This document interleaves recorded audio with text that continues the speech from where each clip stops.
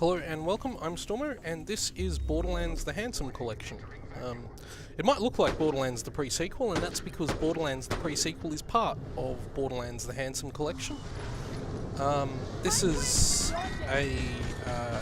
basically a port of Borderlands and Borderlands 2 and Borderlands the pre-sequel to the PS4 and the Xbox One, and it's a pretty good port actually. Both games run at 1080p 60, and they both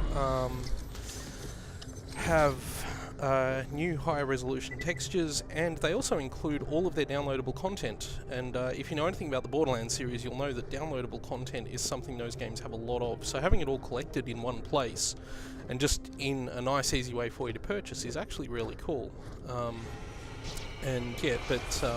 I've specifically chosen Borderlands the pre-sequel for this video, partly because it's the one I'm putting more time into.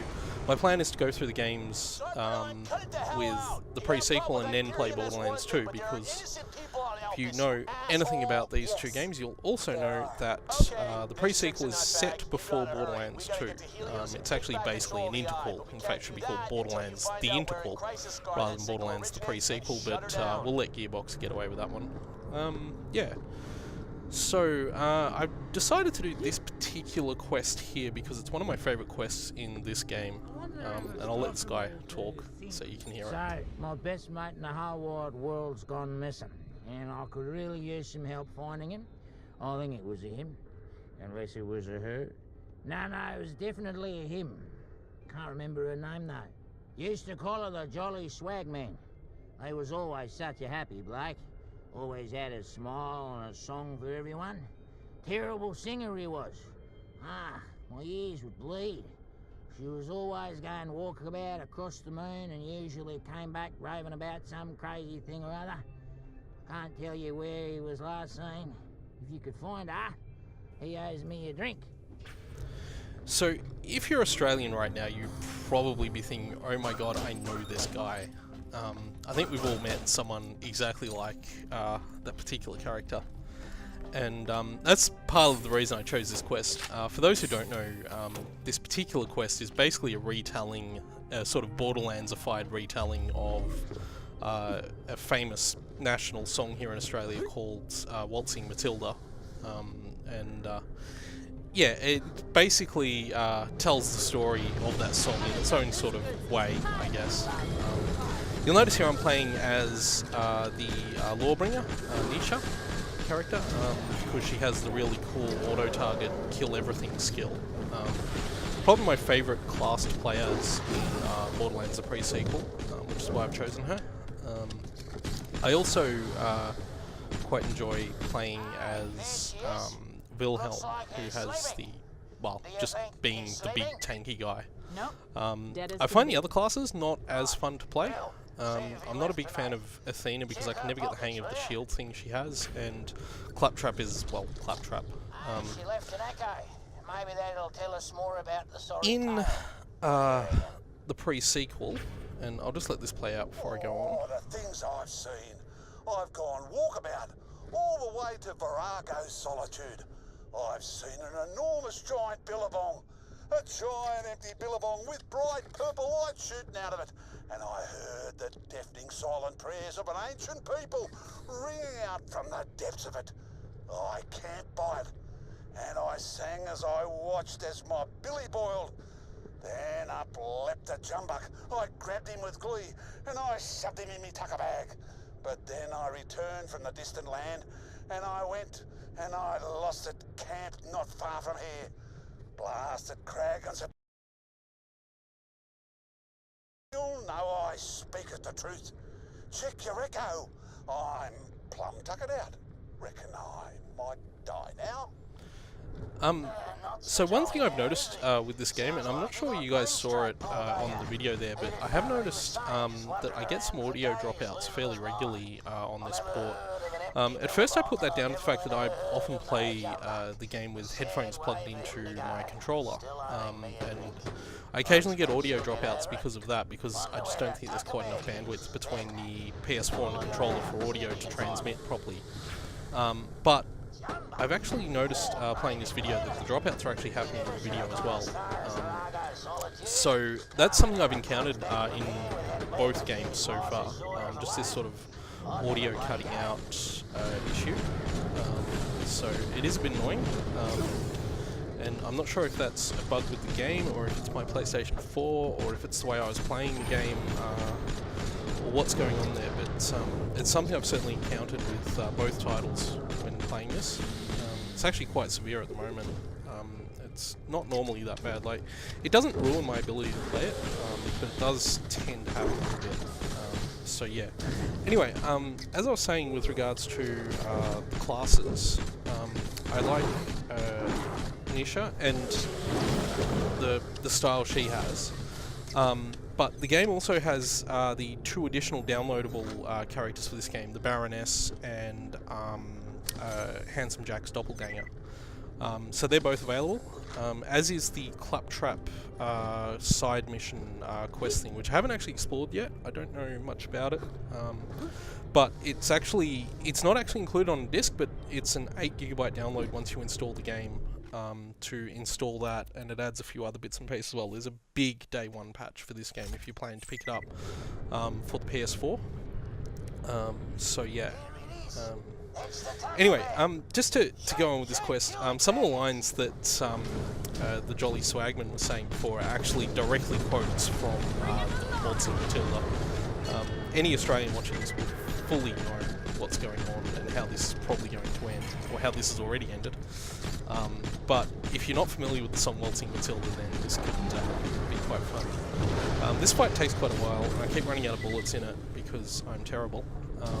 It's not just that, it's just that at the moment I've only got like a couple of weapons, and one of them's fire weapons, and these guys are all like resistant to fire, so I had to put up with that for a fair bit. So this took quite some time to do when I was doing it.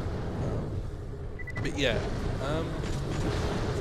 so by all the DLC I mean all of the currently available DLC for the pre-sequel and everything that got released for Borderlands 2. So that's all of the Season Pass stuff and all of the additional stuff beyond Season Pass, and the extra characters such as the Necromancer and Psycho in Borderlands 2. See me going through my inventory here. One thing I find with Borderlands, actually playing it on console, is that the inventory screens make a lot more sense on console than they do on PC. I mostly play Borderlands on PC, but I've always found the inventory screens a bit clunky to navigate on the PC. On the console, they make a lot more sense because they're very clearly designed to be navigated with a controller. So, and I generally don't play first-person shooters on console. Not out of any preference, but just because I have a PC. And I find mouse and keyboard to be the better way to play most FPS games. That said, I haven't had too much trouble with the controller in Borderlands. It's a game that's very much designed to be played on console anyway, so it makes some concessions. There's some gentle auto-targeting and various other bits and pieces, just to make life a little bit easier for you. You can see me using my resistant firearm there and then running out of ammo. So she does that. And, weirdly enough, I don't actually believe I died through all this. I actually managed to get through. I just take a lot of damage. It takes a while. But yeah, we get there in the end. And it's pretty fun, so yeah. But I think, personally, I think that whether you're going to want the Borderlands Handsome Collection depends a lot on whether you like Borderlands. If you've never played a Borderlands game, this is a pretty good way to get into the series, because you're getting 2 games, and the 2 better games too. The original Borderlands isn't included. But Gearbox have said that if this game is very successful, they may port the original Borderlands as well, just for completion's sake, I guess. Give it a sort of HD remaster, I would imagine. Bring its interface up to the Borderlands 2 style interface, because I've been looking at the original Borderlands lately, and it's weird the way it works compared to Borderlands 2 and Borderlands the pre-sequel. It's just got a few bits and pieces that are just not quite there yet in the original game. Like, it doesn't use a minimap, for example, and the inventory works a little bit differently as well. But yeah, so yeah, if you never played Borderlands, this is a good way to get into it. My personal view is that the Borderlands series is great. I've always loved them since the first one came out, and I'm a big fan of Borderlands 2, and I'm a big fan of Borderlands the pre-sequel, especially Borderlands the pre-sequel, which I really like for a lot of reasons that I'll go into shortly. But if you have played Borderlands before, then it comes down to whether or not you want a PS4 or an Xbox One version of Borderlands 2 and Borderlands the pre-sequel. If you're a fan of the series, you probably already own them on PC or 360 or PS3. If you're holding out for a PS4 version, then yep, this is what you want. If not, then well, I can't really help you. But in general, I think this is worth picking up if you're curious about Borderlands and if you really, really need it on PS4 or PC. If you already have it on, PS4 or Xbox One. If you already have it on any platforms, this probably isn't as attractive, especially if you've got most of the DLC already. In those cases, I would definitely say you're probably just better off skipping over this and waiting for Borderlands 3 to come out, which is more than likely going to happen. So now we've got the Tucker bag, and we're going to head back.